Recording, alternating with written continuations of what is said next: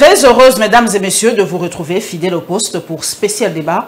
Aujourd'hui, j'ai le réel plaisir de recevoir Sélé Kanangila. Voilà. Avec lui, nous allons débattre des sujets d'actualité. Et en tout cas, vous allez découvrir pour la toute première fois sur mon plateau. Très heureuse d'être avec nous. Merci beaucoup. Mister Sélé. Parce que votre nom, là, je risque de le massacrer. Non, mais il n'y a pas de souci. Merci de l'honneur que vous nous faites. Merci en tout cas de penser à nous.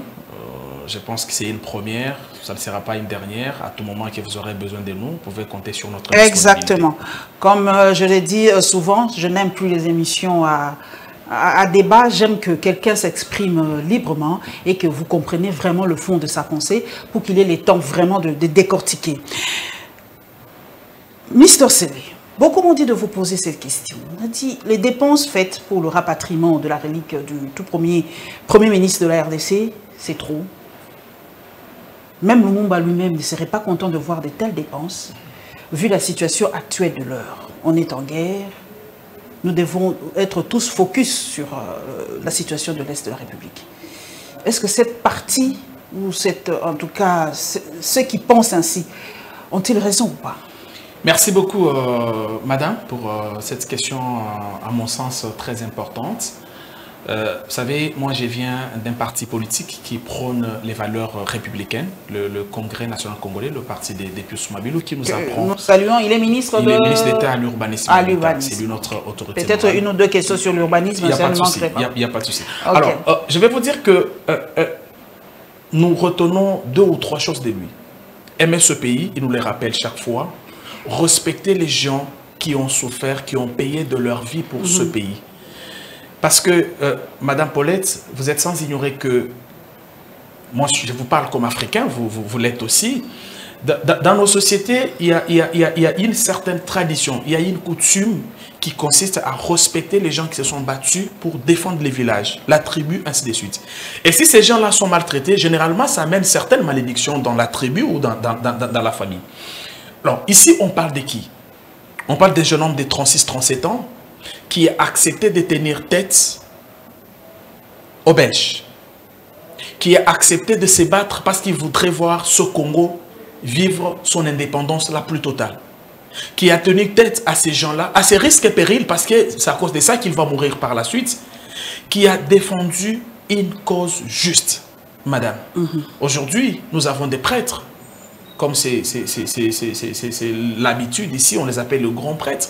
Peut-être qu'on n'aurait pas dû connaître ces grands prêtres si le Lumumba ne s'était pas battu.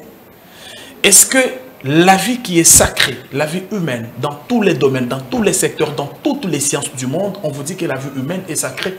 D'ailleurs, on vous dit qu'on n'a qu'une seule vie. Quelqu'un qui accepte de laisser ses enfants, pour la plupart, à l'âge de 10, 5, voire 6 ans, quelqu'un qui accepte de payer de sa vie, quelqu'un qui accepte de mourir dans ces conditions-là, excusez-moi, je ne vois pas quel est le montant, quelle est la somme qui peut égaler, qui peut être comparée à sa vie parce qu'il a payé tout ce qu'il avait de plus cher. Et les débats autour de combien on a dépensé pour honorer sa mémoire, pour moi, c'est irrespectueux, n'est pas important. Non seulement irrespectueux, mais il dénote d'une certaine déconsidération, d'un certain oubli de la lutte. Je pense que c'est même pas encourager certains compatriotes à lutter, à combattre, à réclamer l'indépendance de la République démocratique du Congo, à réclamer ce qui nous revient des droits. Aujourd'hui, nous avons la guerre dans notre partie Est. Vous avez le jeune comme Mamadou Ndala qui s'était battu autrefois parce qu'il voulait s'opposer à cette guerre-là. Vous allez nous dire que demain, si on dépense l'argent pour honorer Mamadou Ndala, parce que j'ai toujours dit que les conditions dans lesquelles cet homme avait été inhumé n'étaient pas conformes, je vais dire, n'étaient pas...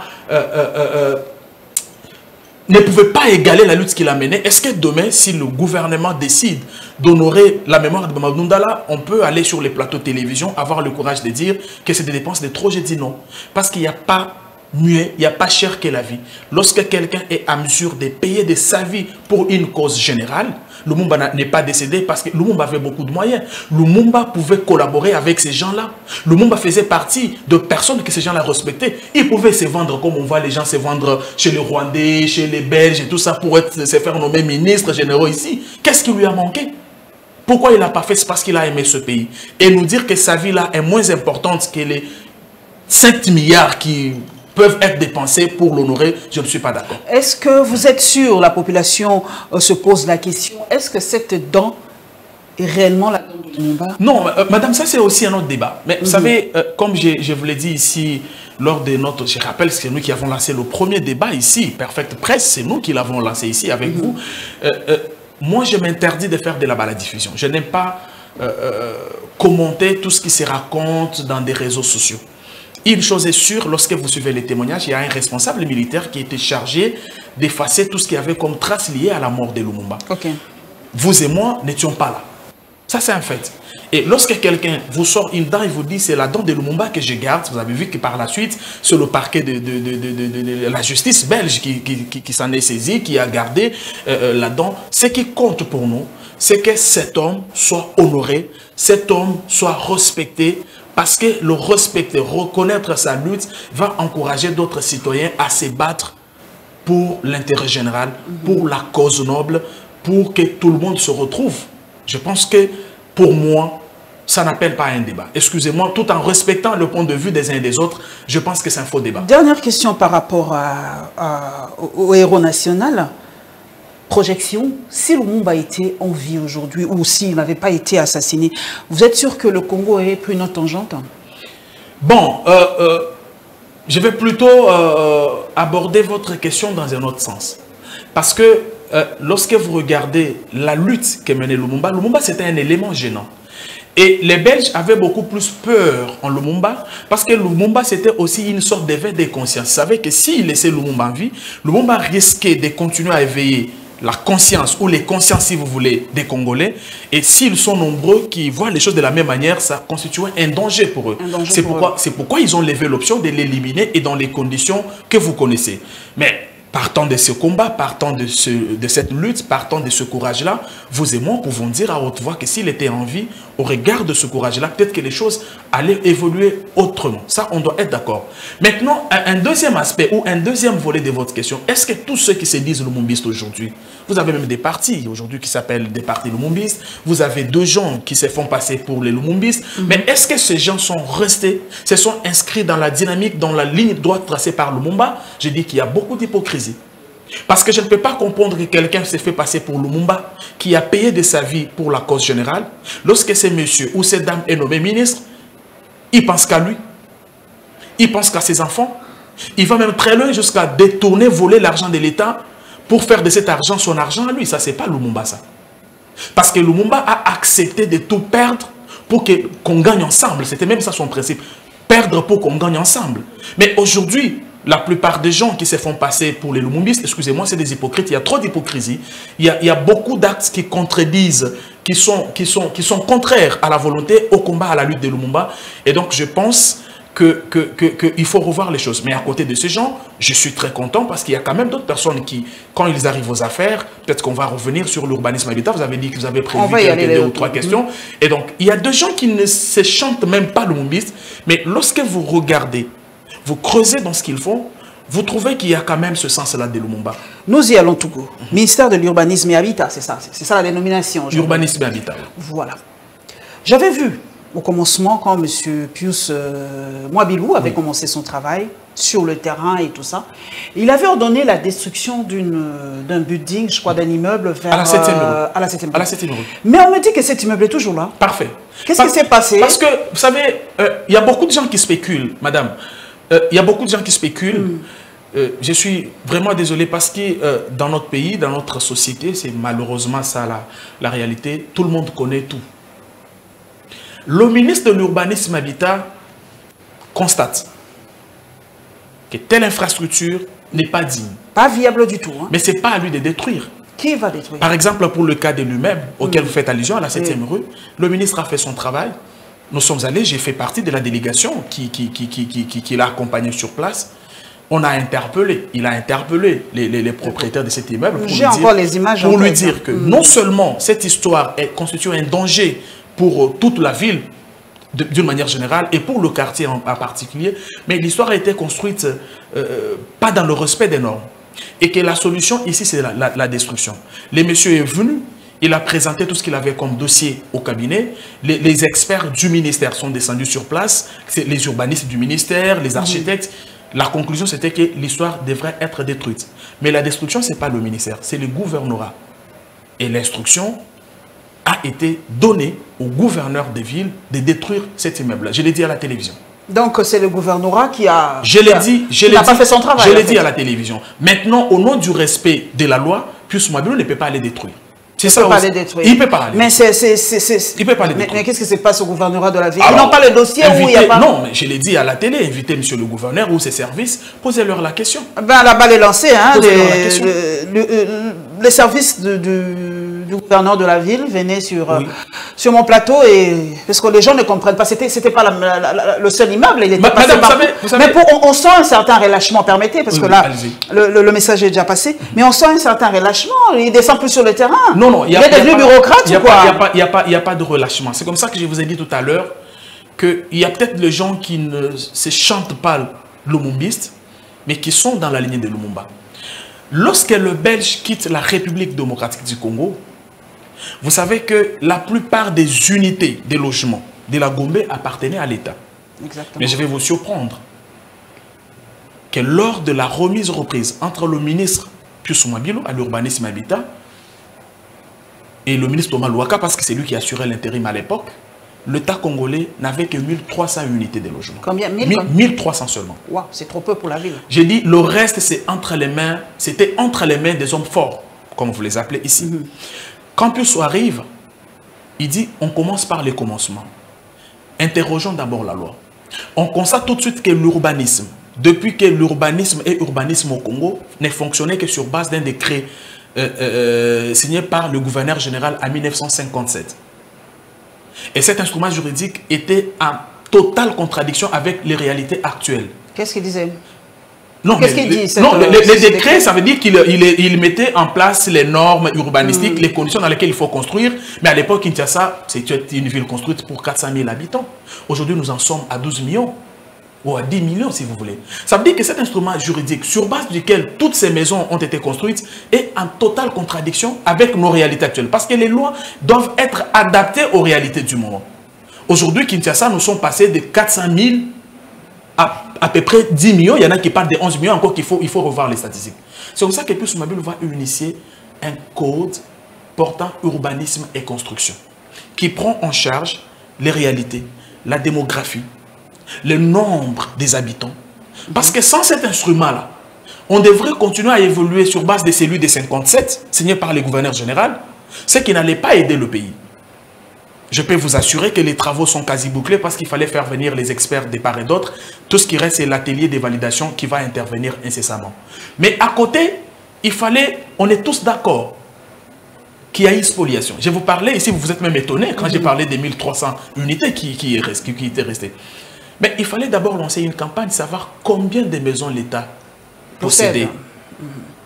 C'est l'essence de la campagne d'identification des maisons de l'État, des occupants. Mais la campagne évaluait aussi les contrats sur base desquels certains occupaient ces maisons-là. D'autres ont racheté carrément. Je vous informe que lorsque vous arrivez, c'est moi qui ai géré la communication de cette commission-là. Donc je vous dis des choses que je maîtrise un peu.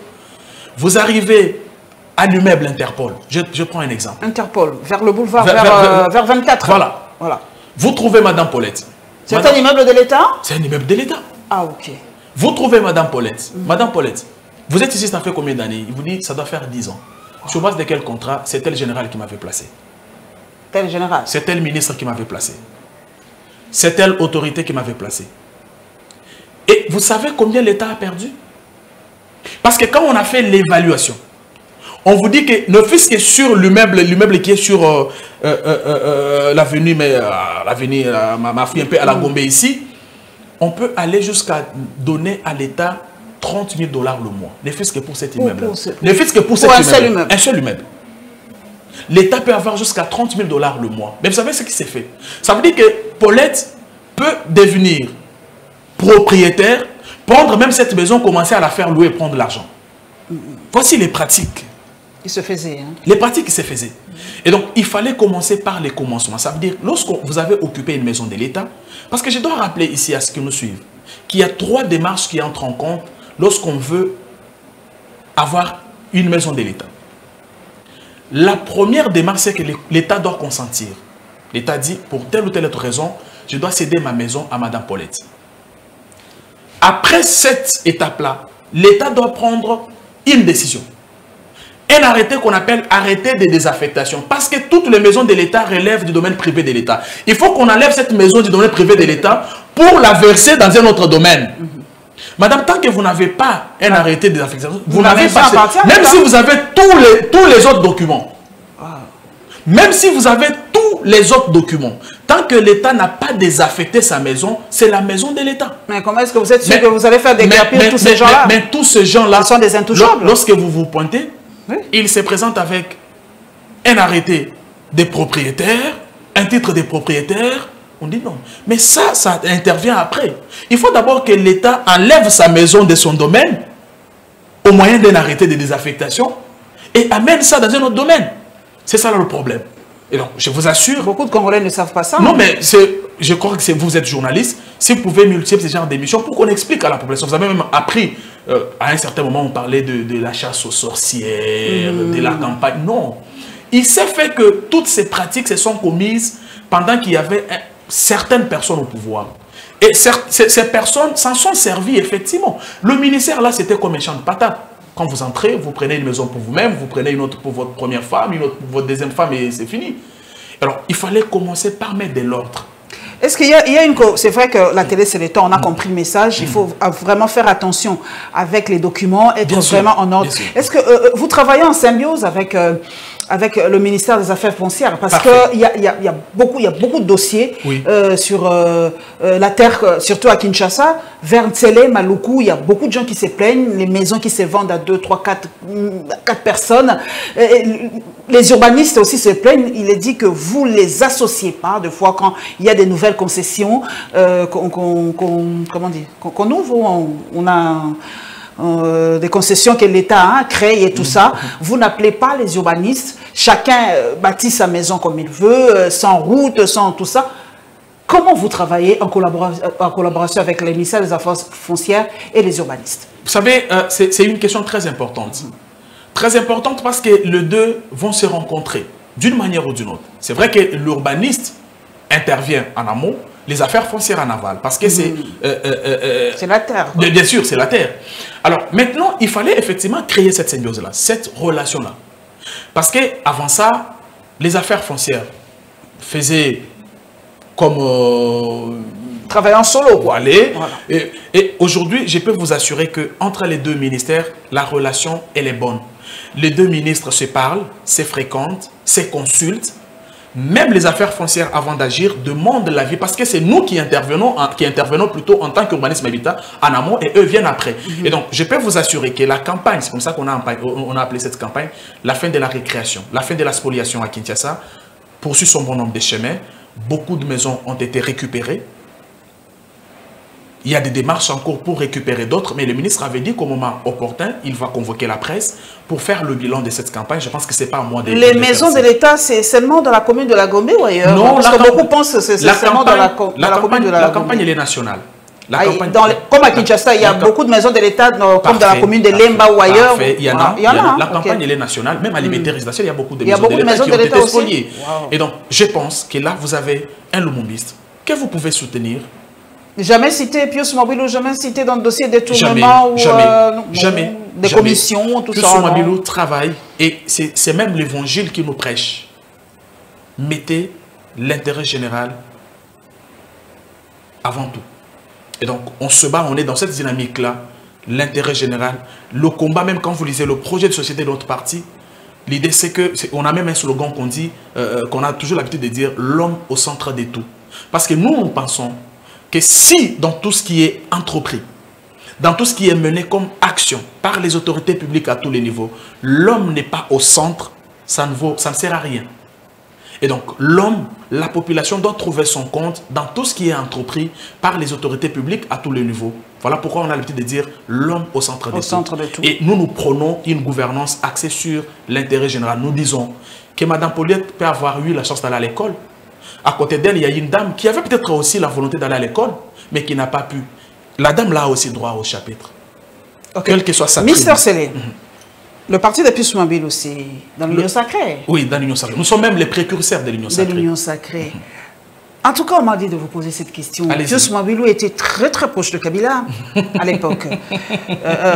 Un kabyliste très très dur et tout ça. Comment expliquer ce revirement à 180 degrés? Quelqu'un de très proche de Kabila et aujourd'hui très proche de Félix-Antoine Tshisekedi. C'est vrai que je n'ai jamais entendu Pius Mabilo dire du mal de Kabila, ça c'est vrai, j'ai jamais entendu, hein, personnellement. Mais c'est pas ça qu'on appelle inconstance des hommes politiques, ou simplement, dans le Balinga, à l'indique à la place Maïochola. Mbisi. À la place Mbisi, Maïochola, quoi, c'est ça. Comment expliquer ça à cette population? Alors, vous m'avez vu un peu à sourire. C'est vrai que je connais, vous taquinez un peu, vous poussez, je connais votre méthode. Oui, vous faites partie des journalistes et références de notre pays, il faut l'avouer. Il y a un problème, madame. D'abord, je commence par vous dire que, vous-même vous l'avez relevé tout à l'heure, vous ne l'avez jamais entendu parler mal des Kabila. Ce n'est pas parce qu'il ne peut pas parler mal des Kabila, mais c'est parce qu'il nous prêche le respect des institutions, de leurs animateurs. Autant on respecte Kabila, il peut avoir ce problème, c'est à la justice, sont aux Congolais des jugés. Okay. Mais nous n'avons pas l'éducation politique d'insulter les gens. Depuis que je suis ici, vous ne m'avez pas entendu parler... non, ce n'est pas ça notre éducation politique. Notre souci, c'est que le Congo se retrouve. Deuxième élément, dire qu'il a été proche de Kabila, moi je vous contredis. Non. La ceinture des Kabila est connue. La ceinture des Kabila est connue. Lorsque vous entendez Moïse Katumbi, quand il quitte Kabila, il accuse sa ceinture et il cite les noms de gens. Okay. Lorsque Bahati Lukwebo est parti, il a cité les noms des gens constituant cette ceinture. Okay. Il n'a pas cité Pius Mabilo. Okay. Mais Pius Mabilo, c'est un député.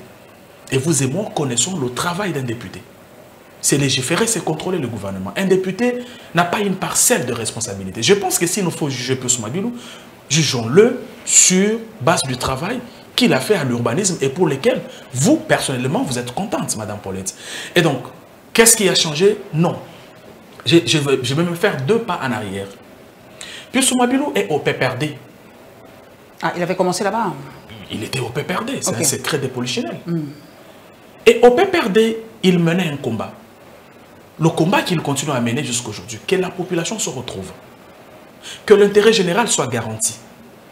Mal compris, il a créé son parti en 2011, le Congrès national congolais, pour continuer ce combat-là. Est-ce que vous n'êtes pas contente du travail qu'il abat aujourd'hui au nom de ce combat-là, ne fût-ce qu'au ministère de l'Urbanisme et Habitat? Est-ce que vous n'êtes pas contente, vous, Madame Paulette, du discours que moi je tiens sur ce plateau, appris de lui, sur l'amour du pays? Il l'a dit lors de l'audience lui accordée par le président Tshisekedi dans le cadre des consultations qui ont précédé la création de l'Union sacrée. À un certain moment de la vie, il faut regarder l'intérêt du peuple et les privilégiés. Ok, merci Mister Sélé. Merci Mister Sélé. Vous avez dit l'intérêt général, le pays d'abord. Face à cette situation de l'Est de la République, j'ai reçu un invité qui nous a dit de mettre en tout cas toutes nos contradictions de côté, de soutenir le chef de l'État, malgré ses erreurs, malgré tout ce qu'il a fait, pour sauver ce pays. Je vous pose directement la question, d'abord en tant que Congolais. Est-ce que le président actuel a-t-il commis beaucoup d'erreurs dans la gestion de cette crise? A-t-il commis beaucoup d'erreurs dans la gestion de cette crise? Je ne pense pas que je sois le mieux placé pour le dire. Mais je vais plutôt... Mais en tant que Congolais, vous vivez la situation, vous voyez tout ce qui se passe. Déjà, vous faites bien de le dire. Et nous, on l'a dit dans un communiqué signé par notre secrétaire général adjoint, M. Méchak Mandefou, qui a signé ce communiqué au nom de parti, pour dire aux Congolais, Madame Paulette, M. Karangui, M. Fayoulou, nous avons nos couleurs politiques. Mais nous avons un dénominateur commun, ce Congo. Si ce Congo part, Paulette Kemontu n'aura pas un plateau où elle va recevoir les gens. Fayoulou ne sera pas candidat. Il sera candidat pour dire GECO. Et donc, nous sommes pendant un moment très important, le moment pendant lequel nous devons tous exhiber le même pas de danse, parce que notre nation est en danger. J'ai fait mien le message que vous avez donné tout à l'heure, mais je vous rappelle que c'est le message que nous, on avait aussi envoyé au Congolais. Ça, c'est le premier élément. Deuxième élément, je suis très mal à l'aise de voir que pendant un moment comme celui-ci, certains compatriotes décident de vendre leur langue, de fermer leur bouche. Vous les connaissez bien que moi. Je ne les connais pas. Je ne suis pas devin. C'est là qu'intervient ce doute autour de leur appartenance effectivement à la famille ou pas. Parce que je ne peux pas comprendre que Paulette Kimontou, membre d'une famille, rentre à la maison, trouve qu'on est en train d'agresser sa famille, qu'elle traverse la route, qu'elle aille croiser les bras. Soit elle est complice, soit elle n'est pas de cette maison-là. C'est ça la leçon. Et les Congolais qui nous regardent doivent savoir qu'il y a deux gens. Soit ils ne sont pas de la maison, soit ils sont complices de la situation. Parce que depuis que cette situation a commencé, Fayoulou a parlé, Mouzeto a parlé, Tshisekedi a parlé, Piosoumabilou a parlé, Kimontou, vous êtes en train de parler, parce que tout à l'heure, vous disiez qu'il faut être derrière les forces armées. C'est votre façon de participer. Mais pourquoi les autres ne disent mot? Ok. Je réfléchis autrement. Vous allez faire vos bêtises vous-même. Vous voulez que d'autres personnes cautionnent ces bêtises? Très bonne question. Et vous disent, non, comme tu as fait tes bêtises, mais comme il y a bêtises, sur quoi? C'est ça le problème. Les gens disent, quand, bon, ne tournons pas autour du pot. Moi, je n'aime pas tourner autour du pot, je n'aime pas les Je vous connais, allez-y. Je n'aime pas les deviner. Quand le président signe les traités, il est seul. Ni l'Assemblée nationale n'est mise au courant. Personne, jusqu'à aujourd'hui, quand je pose la question, par exemple, le contenu de ces traités, les gens spéculent. Il est allé dernièrement en Nairobi. On a signé. Ces pays ont dit, on ne reconnaît ni le Rwanda, ni l'Ouganda comme des pays agresseurs. Et pourtant, nous-mêmes ici, nous citons le Rwanda, l'Ouganda, qui soutiennent le M23 et les autres. Vous faites très bien. Alors, vous faites vos histoires seuls, mais quand ça pète, c'est tout le monde qui doit supporter l'odeur. Permettez l'image. Non, mais voyez un peu. Non, moi, vous comprenez ce que je comprends. C'est une partie de cette population qui pense cela. J'ai un intellectuel avec moi. Oui. C'est les Mister Célé. Tu fais tes bêtises. Moi, Paulette, je dois venir supporter tes bêtises, même si nous sommes de la même famille. Madame, il y a un problème. Au fait, vous faites bien de poser cette question. Ouais. Faites bien de poser cette question parce qu'il y a deux gens qui pensent faire de la récupération politicienne en distillant le mensonge. Madame, j'ai eu la chance de suivre les discours de Patrice Emery Lumumba en 1958. Je les suivais d'ailleurs ce matin. 1958 déjà, Lumumba, c'était au stade de Martyrs, quoi. Lumumba a, au cours d'un discours, évoqué le plan de balkanisation de la RDC. Je ne sais pas si à l'époque, il avait déjà commis les bêtises. Je ne sais pas si en 1958, Tshisekedi était déjà au pouvoir. Je ne sais pas si Kimontou était déjà journaliste en 1958. Alors, mais à cette date-là, déjà, Lumumba, j'ai les liens du discours, je vais peut-être vous l'envoyer. Oui, il faut m'envoyer ça. Dans ce discours-là, Lumumba dénonçait le plan de balkanisation de notre pays. Je veux dire que ce n'est pas un plan qui date d'aujourd'hui. Ce n'est pas un plan lié aux bêtises des uns et des autres, c'est un plan qui date de très bien longtemps. Mais qu'est-ce que les concepteurs du plan ont fait? Il y en a qui sont déjà morts. Il y en a qui sont en vie, mais qui sont vieux. Le plan là, il leur restait le même. Ce sont les méthodes et les individus qui ont changé. Et ces méthodes, elles sont adaptées aux réalités du terrain. Accord, parlons-en. Ces traités ont été signés quand? C'est pendant que l'Assemblée nationale était en vacances. Et cette assemblée, et cette assemblée, avant d'aller en vacances, a autorisé que les gouvernements prennent certaines décisions en attendant le retour des parlementaires. Et je peux vous dire aussi que le M23... Le Premier ministre engage l'État ou c'est le président? Nous sommes dans quel système? Parce que ce n'est pas le Premier ministre qui a cité ces accords. Vous parlez du gouvernement. Non, moi je vous écoute attentivement. Vous avez dit le gouvernement.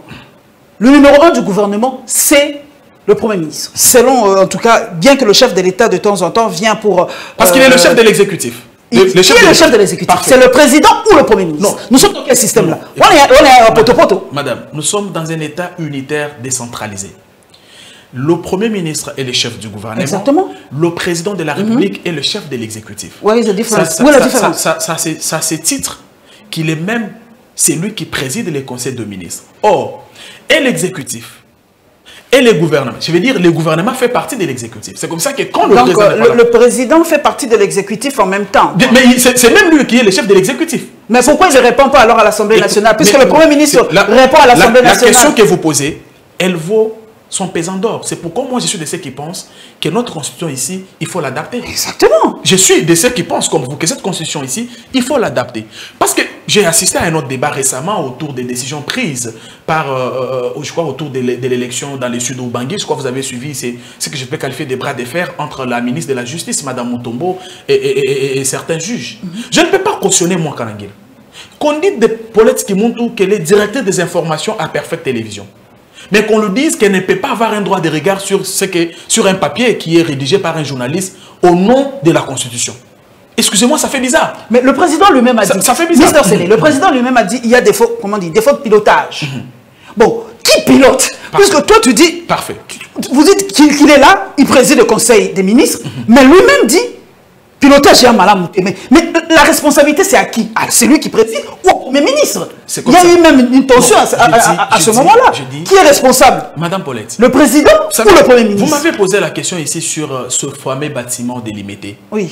Je vous ai expliqué que le ministre a fait son travail et qu'il revenait maintenant au gouverneur de détruire. C'est pratiquement la même chose. Ça veut dire que, et c'est conformément à nos lois aussi, on ne doit pas... Le président préside, le Premier ministre gère. Mais c'est ça nos lois. Alors si on veut que les choses changent, changeons nos lois. Non, le président n'est responsable de rien, en fait. Mais non, mais en réfléchissant comme ça, le président n'est responsable de rien. C'est pas vous qui réfléchissez. C'est la Constitution qui dit que c'est le gouvernement qui est responsable au Parlement. Alors pourquoi à l'époque les gens critiquaient Kabila? Pourquoi à l'époque on critiquait Kabila? Puisque selon cette même Constitution qui n'a pas changé, Mr. Sélé, c'est que Kabila n'est responsable de rien. Est-ce que je peux évoluer? Non, mais on réfléchit ensemble. Réfléchissons. Ensemble. Réfléchissons. Parce que le même concept que vous donnez à Tshisekedi, on doit le mettre aussi sur la tête de Kabila. Vous aviez posé la question sur les erreurs qu'aurait commises le président Tshisekedi dans la gestion de cette crise. J'ai dit qu'il n'a pas commis d'erreur. Okay.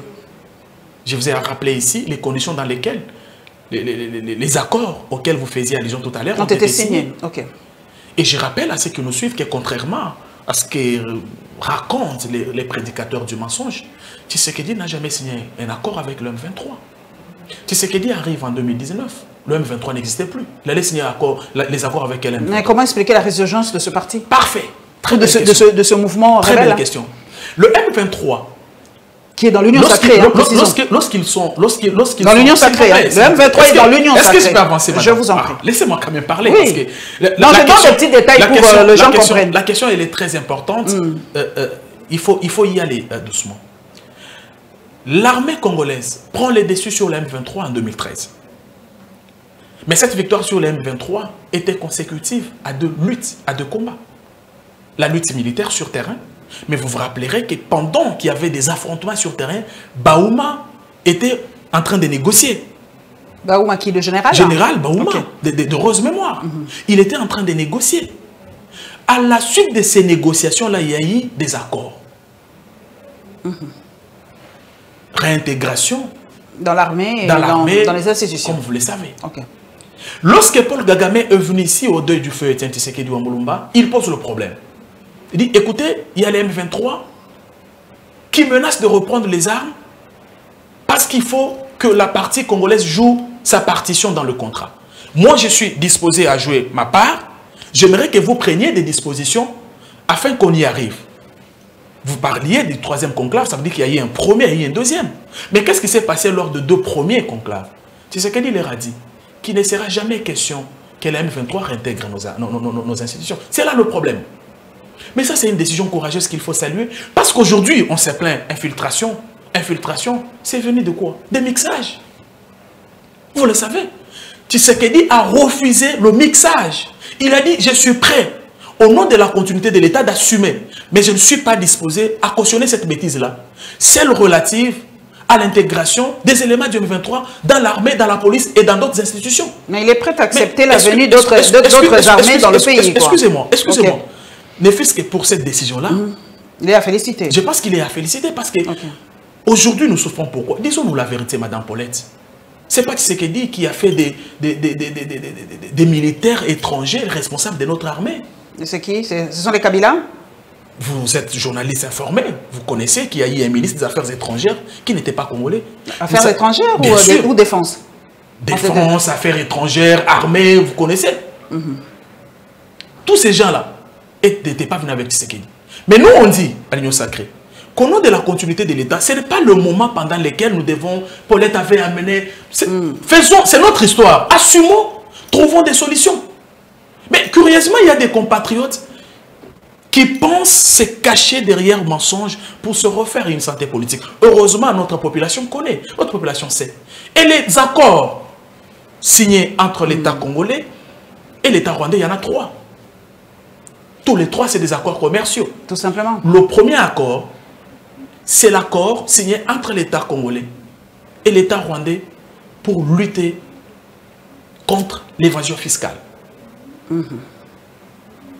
Le deuxième accord, c'est l'accord signé entre l'État congolais et l'État rwandais pour collaborer ensemble et faire en sorte que les taxes qui sont payées à la frontière, lorsqu'il y a des marchandises qui quittent la RDC, ainsi de suite, ces taxes soient vraiment orientées vers les trésors publics. Le troisième accord, c'est l'accord signé entre la société Orifer, c'est basé dans les Kivu. Orifer, c'est une société basée dans les Kivu. Et Sakima, je crois, Sakima SA, c'est dans le Maniema. Et une société rwandaise. Ce sont les 3 accords commerciaux. Mais pourquoi c'est pas passé à l'Assemblée nationale? Mais moi, c'était en vacances. L'Assemblée est en vacances. L'Assemblée, je vous ai dit que c'était en vacances. Et après, l'Assemblée a pris connaissance de ces 3 accords. Ce n'est pas pour rien que le président Mbosso vous a dit lors du récent débat que le ministre des Affaires étrangères nous a vu. D'ailleurs, on était tous d'accord avec lui qu'on devrait d'abord suspendre ces accords-là. C'est qu'ils ont pris connaissance. Madame, les gens racontent... Vous savez, vous avez quand même étudié pendant un très bon moment où on vous apprenait à lire, on vous faisait comprendre l'importance de lire. Les accords dont je vous parle, la plupart des gens qui défilent ici, j'ai un grand respect pour eux, ils n'ont pas pris connaissance de ça. Tu sais qu'il a signé les accords avec le Rwanda. J'étais avec une dame que je respecte beaucoup sur un plateau hier. Il a débuté ce mensonge. Et je lui dis, est-ce que vous pouvez nous brandir cet accord-là? Il a cherché sur Google jusqu'à ce que l'émission a pris fin. Vous avez lu cet accord?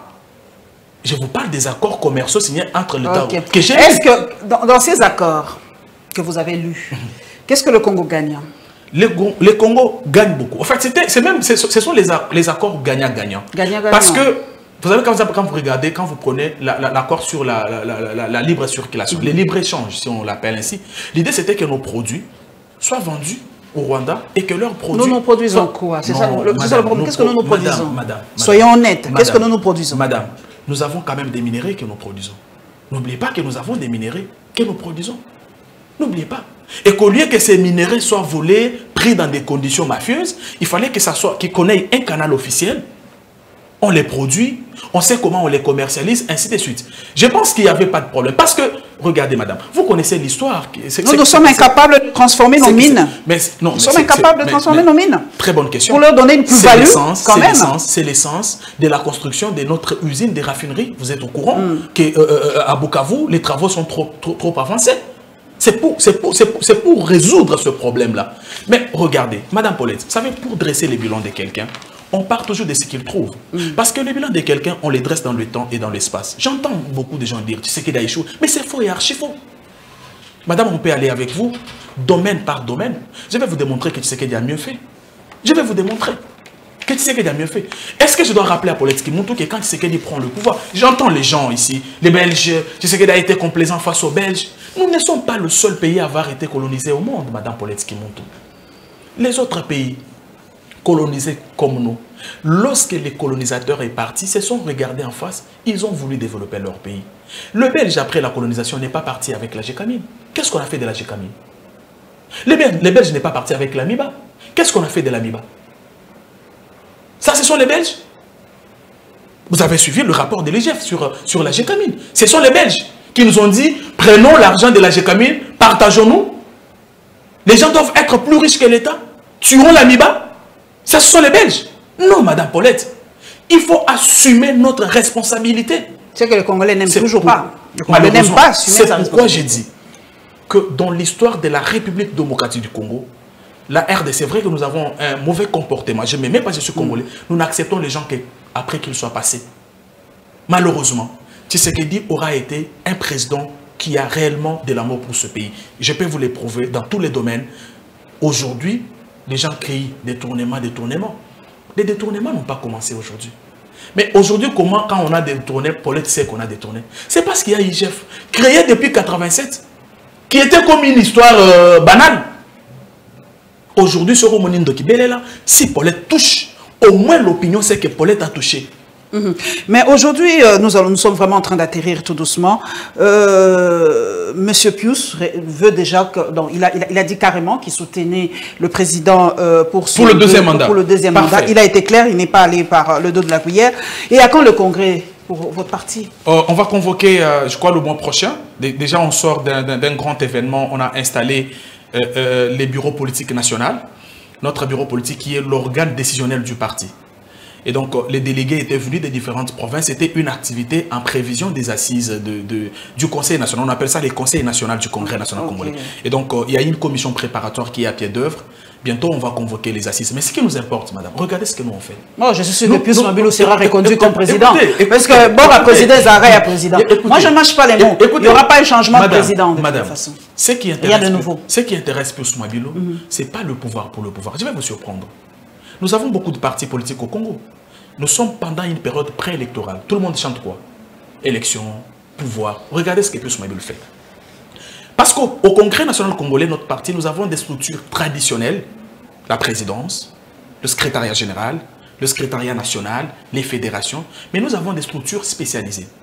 Ça veut dire des groupes, des membres du parti qui ont en commun une expertise. C'est pour ça que nous avons la dynamique de médecins, qui est une structure spécialisée du parti, mais qui n'est constituée que des professionnels de la santé. Ah, okay. Regardez ce que nous on a fait. Bonne école en tout cas. Regardez ce que nous on a fait. C'est-à-dire pendant que les gens parlent élection, Pius Mabilou finance, initie et finance une campagne de sensibilisation sur la santé sexuelle et reproductive chez les jeunes, à travers la dynamique de médecins. Nous avons lancé la campagne dans la commune de Djili. En tout cas, on a reçu à peu près 5000 jeunes, dont l'âge varie entre 17 et 18 ans. Pour l'air, c'est un sujet tabou dans notre société, mais très important. Je ne sais pas si vous voyez ce que nous on fait. Et ça, c'est conformément à notre projet de société. Parce que quand vous lisez notre projet de société, je vous ai dit ici qu'on ne peut rien faire sans l'homme. Mais quel type d'homme? Il faut un homme formé, encadré, orienté, informé aussi. Et vous savez ce qu'on a fait? Après la sensibilisation, on a distribué les intrants hygiéniques aux jeunes dames. Mais j'ai les images.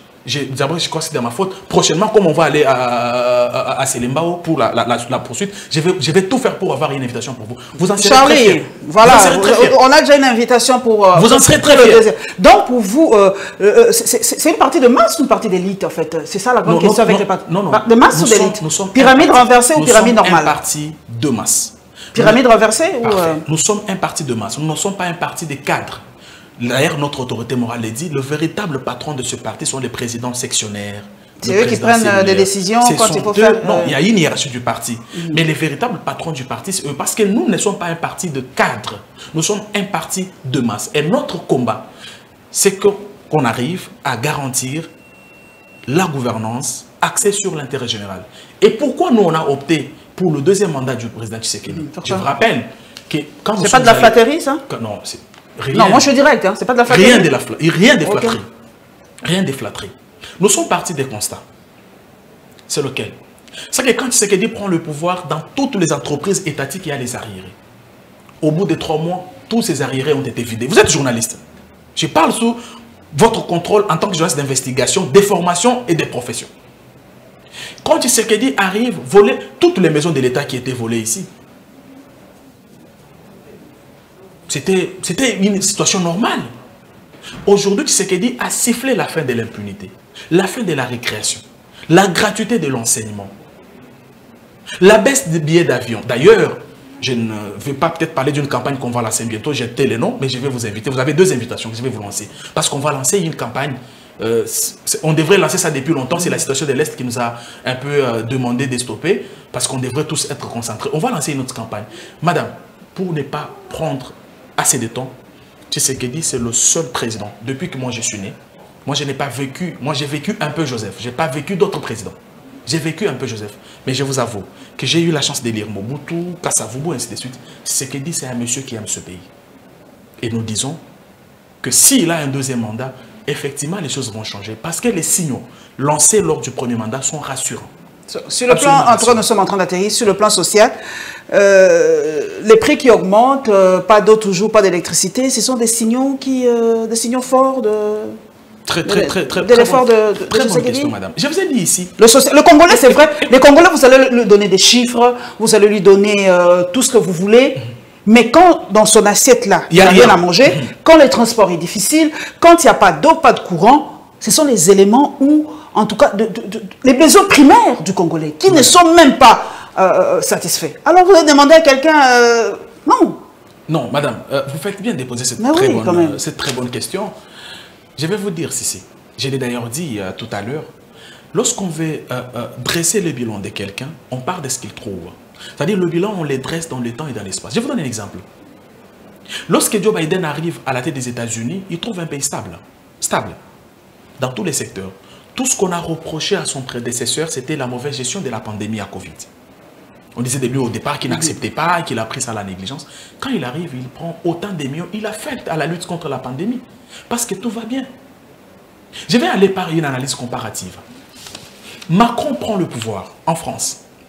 Armée normale. Éducation normale. Mais à l'issue de son premier quinquennat, vous avez suivi vous dire qu'il ne pouvait pas développer la France pendant 5 ans. Ça, c'est Emmanuel Macron qui a hérité d'un pays à 90% stable. Il vous dit que ce n'est pas pendant 5 ans qu'il pouvait développer la France. Qu'allons-nous dire de la RDC, madame? Qu'allons-nous dire de la RDC? Donc le Congolais, on doit serrer la ceinture encore combien d'années? Non, pas serrer la ceinture parce qu'il y a les efforts qui sont fournis. Que le Congolais ne change pas. J'entends une question directe. On doit serrer la ceinture encore combien d'années? 5, 10, 15, on ne sait pas trop. Pour qu'on se mette déjà dans la tête que non, dans 5 ans, dans 10 ans, on sera à l'Anzala. Dans 5, dans 10 ans, je n'aurai toujours pas de courant. Dans 5, dans 10 ans, je n'aurai toujours pas d'eau. Je connais votre façon de faire, mais rassurez-vous que vous n'allez pas m'avoir. Je veux dire ceci. Non, vous fouillez les questions là. Vous fouillez carrément les questions. Moi, je dirais, moi, je suis pratique. Je vis avec cette masse. Regarde maintenant, je réponds. En quelques minutes, parce qu'on nous dit que c'est déjà la fin. Lorsqu'on parle du social, c'est un champ vaste, madame. Dans les social, il y a les transports. Le régime du président Kabila, le sénateur à vie, pour qui j'ai un grand respect, a mis le temps qu'il a mis. Avant de partir, ils ont créé Transco en 2013, si ma mémoire est bonne, avec 1000 bus. Et avant qu'il n'ait pas Transco, n'avait que 60 bus. Quand Tshisekedi arrive, dans moins de 3 ans, il a doté Transco d'un outil de production. Pourquoi faire ça? Parce que, à part le fait qu'il n'y avait plus d'outils de production, mais les agents de Transco avaient des arriérés de salaire. Comment faire? Il fallait créer d'abord, acheter l'outil de production pour s'en servir et payer. Aujourd'hui, c'est le cas. Est-ce que c'est un pas marqué dans le sens du social ou pas? Je dis oui. C'est un pas vers le social, madame. Lorsque Tshisekedi arrive, étudier au Congo était réservé à une certaine classe. En tout cas, il faut être d'une certaine famille pour étudier. Aujourd'hui, ne fût-ce que les BABA, A, B, C, D, vous pouvez les apprendre gratuitement. Est-ce que c'est une solution dans le social? Je dis oui. Je ne vais pas vous parler du fait que monter dans l'avion est un luxe. Si Madame Paulette prend son avion, c'est qu'elle a des moyens. Parce que quand vous êtes dans des villes comme au Japon là-bas, vous pouvez quitter Kinshasa le matin, vous allez travailler à Lubumbashi, vous rentrez le soir par avion. C'est rien. Mais c'est Tshisekedi qui a fait que chaque Congolais trouve que monter dans un avion, c'est un fait normal. Or, quand on monte dans ces avions-là, il y a des échanges commerciaux. Il y en a qui achètent ici, qui partent vendre à Lubumbashi, qui partent vendre en Mbuji-Mayi, et j'en passe. C'est un pas, madame, marqué dans le cas de ce social-là. C'est un pas marqué. Ça veut dire que c'est pourquoi je vous ai dit, grosso modo, il y a les efforts qui sont fournis, mais ils doivent être multipliés. Parce que pour le Grand Congo, j'ai fini par là, lorsque Tshisekedi prend le pouvoir, un enseignant congolais a combien? 99 000 francs. Aujourd'hui, cet enseignant a 450 000 francs. Je donne les chiffres. Vous pensez que quelque chose ne s'est pas passé dans le social de cet enseignant? Mais tous les agents et fonctionnaires de l'État qui ont vu leur salaire être augmenté à 30%. Vous pensez qu'il n'y a pas un pas, madame? Il y a les efforts. Proportionnel à l'augmentation des prix. Hein, alors, c'est ça que j'ai dit. Moi, j'ai dit, payer 450 000 francs à un enseignant, ce n'est pas suffisant pour un Grand Congo. Mais c'est un pas. C'est un pas. Merci, en tout cas, merci beaucoup pour votre participation. Merci beaucoup. En tout cas, merci aussi pour l'invitation. Merci, madame. La Lyon Télévision officielle a déjà quelques éléments. Non, en tout cas, sur la campagne, là, sur la santé sexuelle, je vais vous inviter. Merci beaucoup, en tout cas. Prenez rendez-vous avec nous dans la Lyon, sur la Lyon TV officielle. Vous allez découvrir, en tout cas, beaucoup de choses et soyez nous fidèles. Merci beaucoup. Merci. Et salutations à Harold Balibanga. Belle armée, oui. Merci, il va bien. Raccordement frauduleux, bonjour à toi. Et en tout cas, bonne continuation au ministre de l'Urbanisme et Habitat, M. Pius Mwabilou. On se retrouvera très très très bientôt. Et Inch'Allah.